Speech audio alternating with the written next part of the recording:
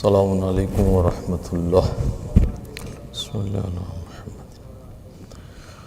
A'udhu billahi minash shaytanir rajim.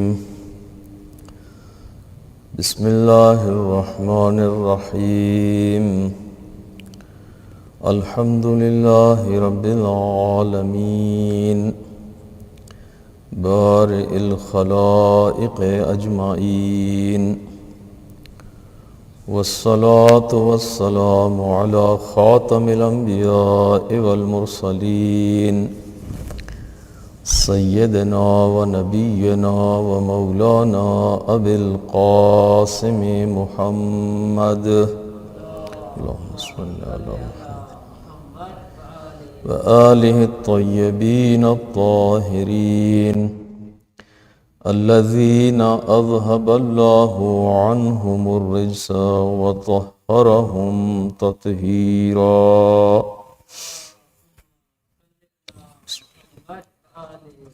أما بعد فأوصيكم بتقوى الله فإنه حبل متين وعروة وثقى صلوات اللهم صل على محمد.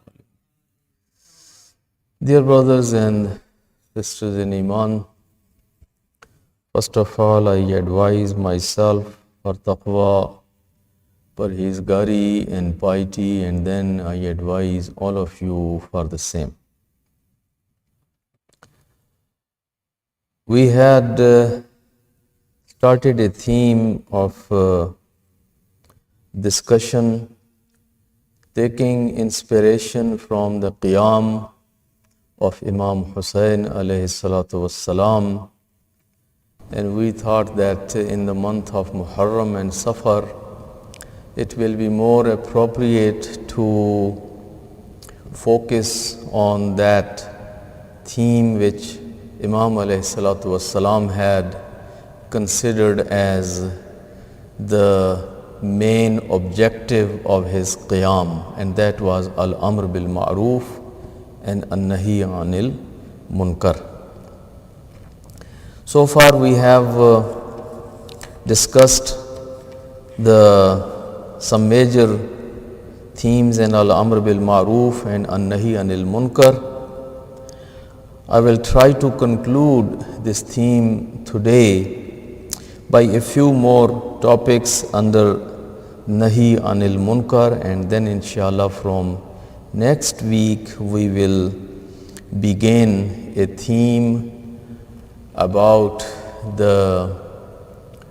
since the Rabiul Awwal will start, so the prophetic mission of Rasulullah sallallahu alaihi wa alihi wasallam, and we will begin a discussion about the life and the teachings, the mission and the message of Rasulullah, inshallah. And that will continue at least for the month of Rabiul Awwal and maybe some part of month of Rabiul Thani. But today, in order to conclude this discussion of Nahi Anil Munkar,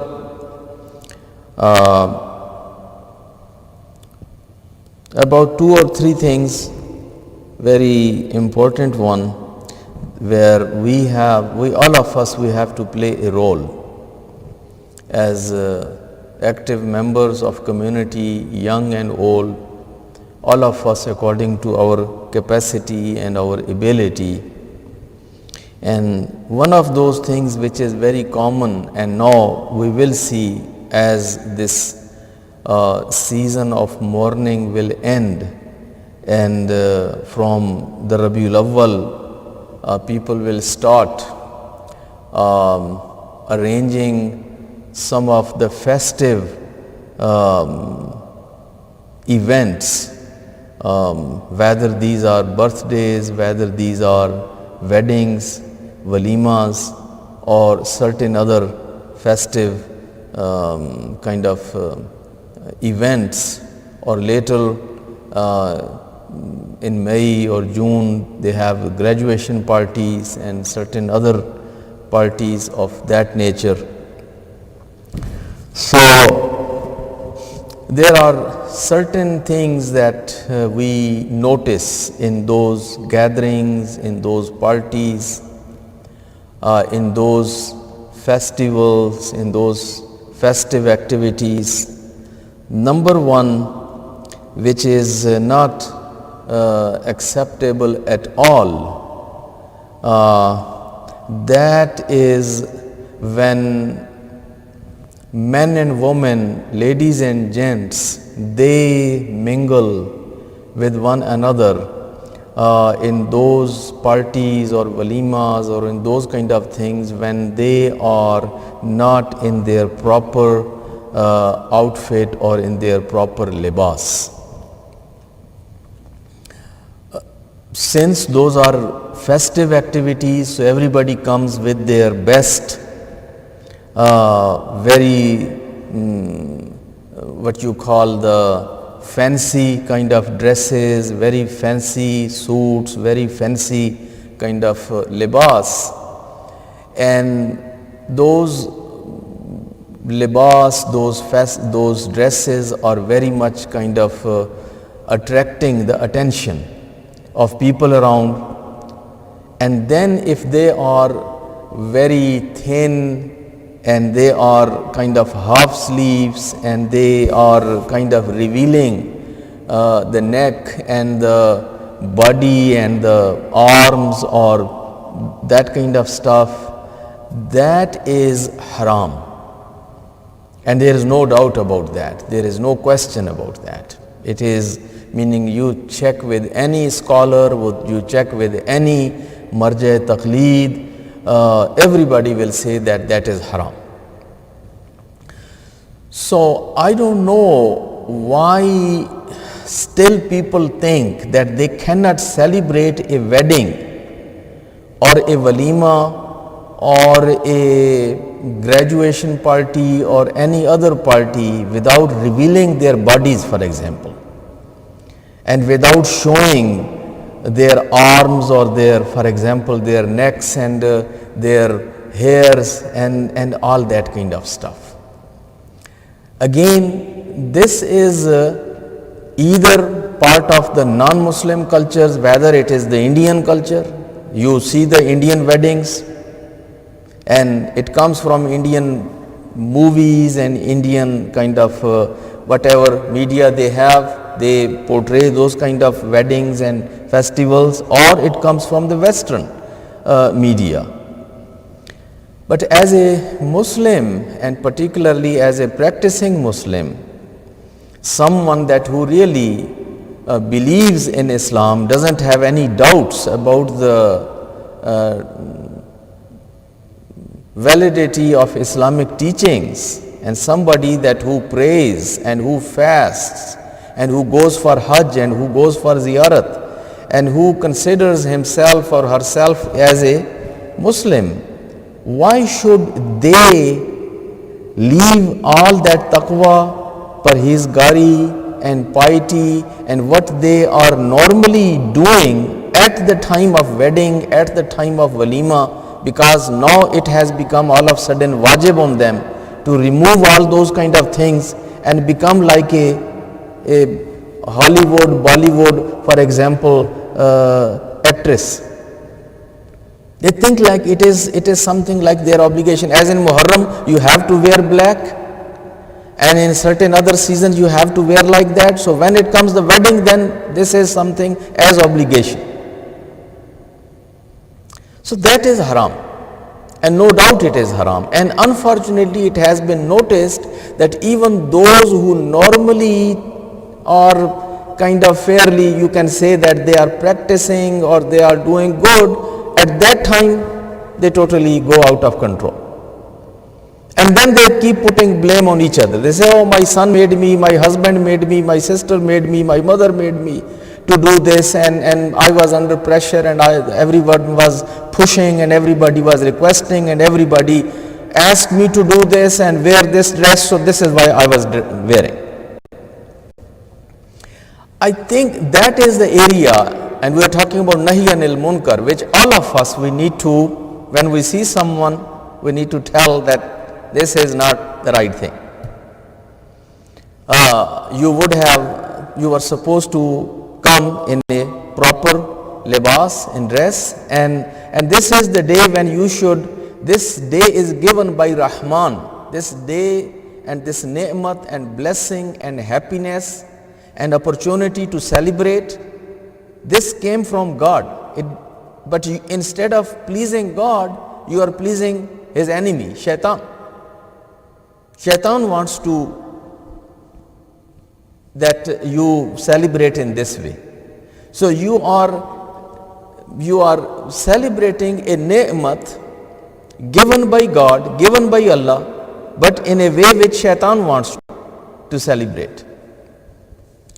So, my brothers and sisters, many times we have changed our mind whether we should allow those weddings, walimas, parties of that nature at Baitul Ilm or we shouldn't. On one hand, people will say, oh, this is a community property and this is so huge and good. And instead of allowing people to come here, you are sending people to a hotel and people have to go and spend the money over there and they will be doing even more evil things when they will go away over there. So, you should not stop them and you should let them and allow them to come in. But every time they come in, I always say that this is a wedding for you and this is azab for me. You are celebrating and I am mourning.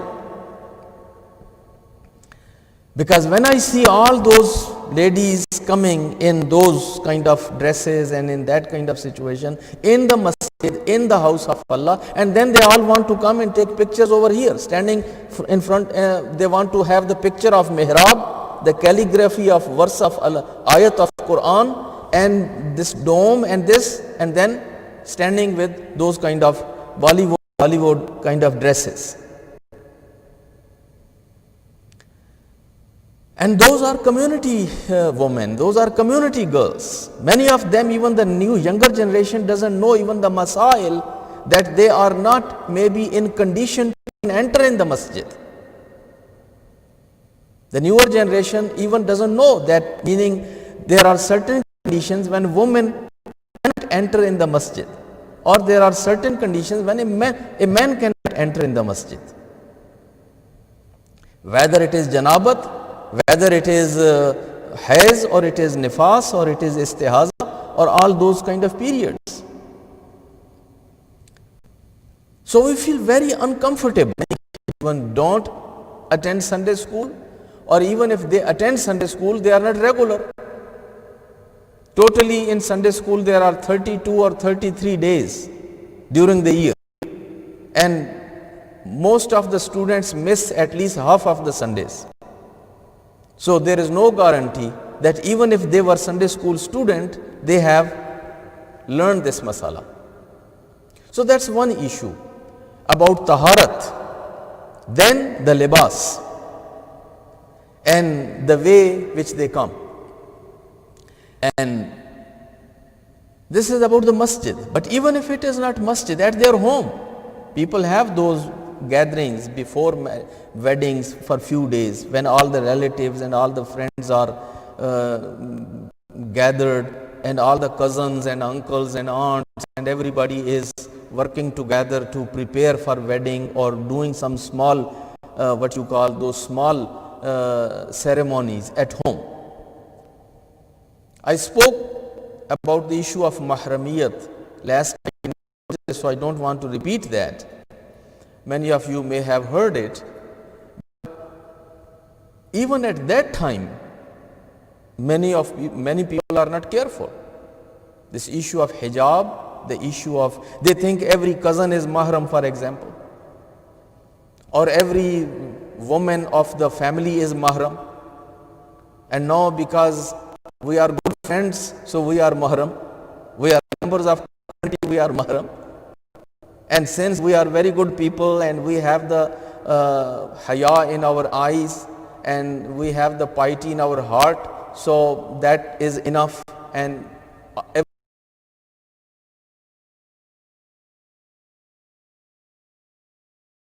these are very clear issues. So what I am trying to request you all is that first of all, everyone should make the point that I would go and open the book. If you are Muqallid of Ayatollah Sistani, open his Tawzi'ul Masail. If you are Muqallid of Ayatollah Khamenei, open his Tawzi'ul Masail. If you are Muqallid of any other marja, open his Tawzi'ul Masail. Look at his fatwas about this issue of mixed gatherings, mingling of two different genders with one another, wearing those attractive dresses and libas and coming into the weddings and walimas, playing music, for example, dances, singing, doing all those kind of things. What are the positions of your marja taqleed on that? And you will see all of these marja taqleed are in agreement that all these things which I have mentioned are haram. So, first we should know these masail for ourselves. Then what we need to do is that within our own families, within our own extended families, and within our friends, we should raise the level of awareness. We should talk about these issues when we sit together. So we don't have to discuss always only stocks and only business and only the baseball or the basketball or the politics of the country. We need to talk about these issues also. And we need to educate ourselves and also our community members. It's not only one Maulana that he has to educate each and everyone in the community. He can, because very few people come in gatherings. Everybody is not coming in the masjid, as you know. Whether it is Jummah, whether it is Majlis, whether it is any other event, only 40, 50 people, 100 people, 200 people at times. But it is a duty of each and every community member to first know these masail and then educate your family members and educate your relatives and educate your friends and work together to raise the level of awareness within the community. So, that is about one thing. In weddings, inappropriate libas, I have mentioned about it, then playing music, then dancing, then singing, all those kind of things. I know some people may be thinking or they will come for asking for those exceptions. Those exceptions are very minute, very little, meaning a very simple kind of music known as daf is permitted only in the time of wedding where the ladies are gathered around the bride. It's not the men. That is the only exception, little bit. But in these days, nobody even knows that poetry, nobody even knows those things. All what they do is play those songs from the movies. Those songs which are totally, everybody knows that those are haram. That music is haram, that poetry is haram, those songs are haram. And then dance is not permitted in Islam at all without any exception. Dance, no doubt about that, it is haram. Whether ladies are dancing, whether gents are dancing, whether they are dancing for themselves or whatever, dance is totally, it is forbidden, it is haram. So that is something which people need to know. And then mingling with one another, two different genders, in that kind of environment, when people are not in proper dress, when people are wearing those very attractive dresses, and the environment has again music and play and all that kind of thing, in that time it is not allowed that the men and women are all together. Then it should be separate. Also, one thing which is noticed in those weddings and walimas and those gatherings is lot of extravagance. People spend more than what they really afford, just because they feel that, meaning the other people have done it, so I have to do it also. And many of the people, they borrow. Either they borrow from bank, or they borrow from friends, or they borrow from here, or they borrow from there, and they end up spending so much money. So much money. When I hear that when they go to the, what is this place called in the downtown, there are some very expensive hotels and very expensive venues. Meaning, if you ask them donation, if you ask them anything for community or for the anything else, they cannot even give you 1/10 or 1/20 of that. But for the wedding of their daughter or their son, they go to that extreme. Now, again, community should have a way of disapproving it. Close friends, frank, those people who have some frankness, they should tell them that, why are you doing this? You are not supposed to do it. This is sin. Extravagance, Allah calls them the brothers of shaitan. The extravagants are brothers of shaitan. You can give the same amount of money to your own daughter or to your son or your son-in-law as a gift. That is the best thing to do, instead of spending all that money in the hotel and giving to all for those what you call the catering companies and wasting the money. You don't want to give to the masjid? No problem. Give to your own daughter. Give to your own son. Give to your own son-in-law as a gift. Pay their loans. Every young man, every young woman is under so much loans because of their college and university or whatever. But there is a lot of extravagance. And these weddings and walimas and gatherings have become technically the term which fuqaha, our maraje, our mujtahideen and ulama, they use. They call them, these are majalisu dhanb, these are jalasate gunah, these are the kind of sinful gatherings. That is the term what they use, that these are sinful gatherings, that you attending these gatherings is a sin.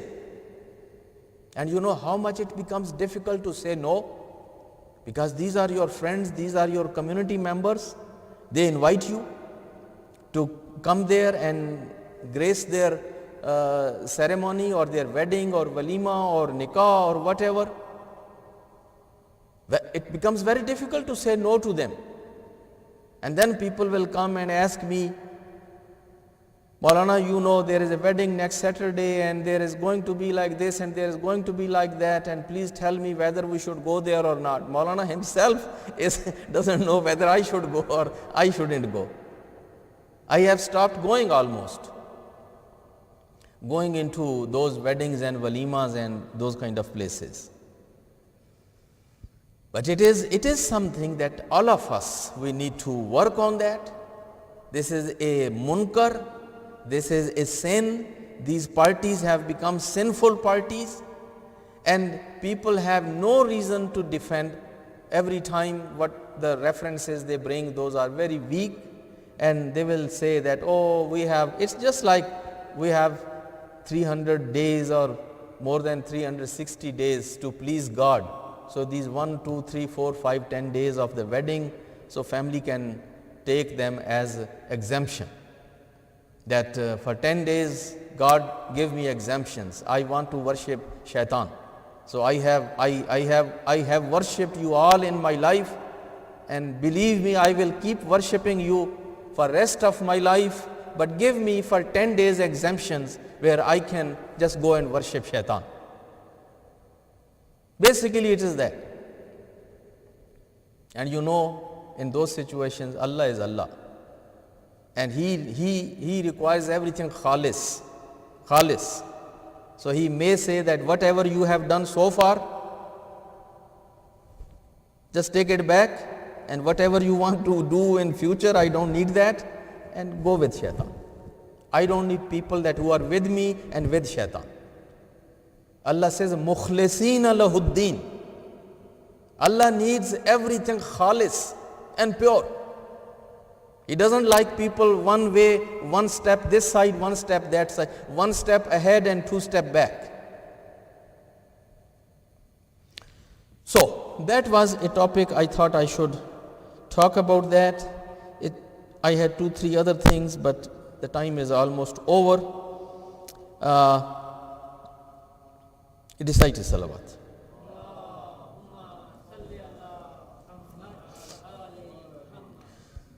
أعوذ بالله من الشيطان الرجيم بسم الله الرحمن الرحيم والعصر إن الإنسان لفي خسر إلا الذين آمنوا وعملوا الصالحات وتواصوا بالحق وتواصوا بالصبر.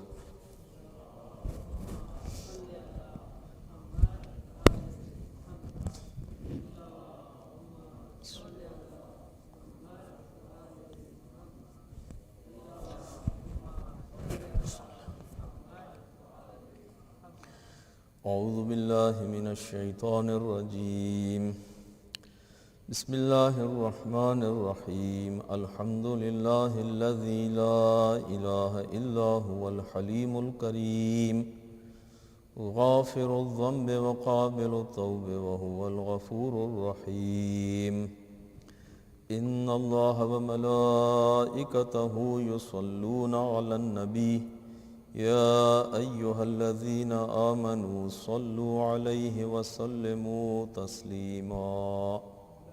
اللهم صل على محمد. اللهم صل وسلم على سيدنا ونبينا ومولانا أبي القاسم محمد وعلى أمير المؤمنين وإمام المتقين علي بن أبي طالب وعلى سيدة نساء العالمين فاطمة الزهراء وعلى الحسن والحسين سيدي شباب أهل الجنة وعلى علي بن الحسين ومحمد بن علي وجعفر بن محمد وموسى بن جعفر وعلي بن موسى ومحمد بن علي وعلي بن محمد والحسن بن علي. اللهم صل على مولانا صاحب العصر والزمان وعلى آبائه الكرام ما اتصل الليالي والأيام. صلوات. أما بعد فقد قال الله تبارك وتعالى بسم الله الرحمن الرحيم إن الله يأمر بالعدل والإحسان وإيتاء ذي القربى وينهى عن الفحشاء والمنكر والبغي يعظكم لعلكم تذكرون.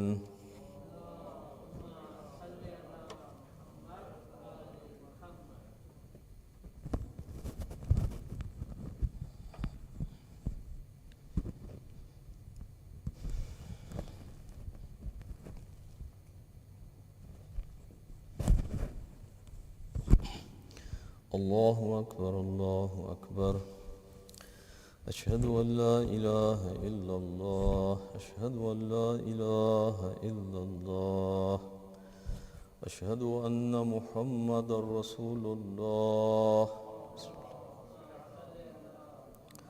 أشهد أن محمد رسول الله أشهد أن عليا ولي الله أشهد أن علي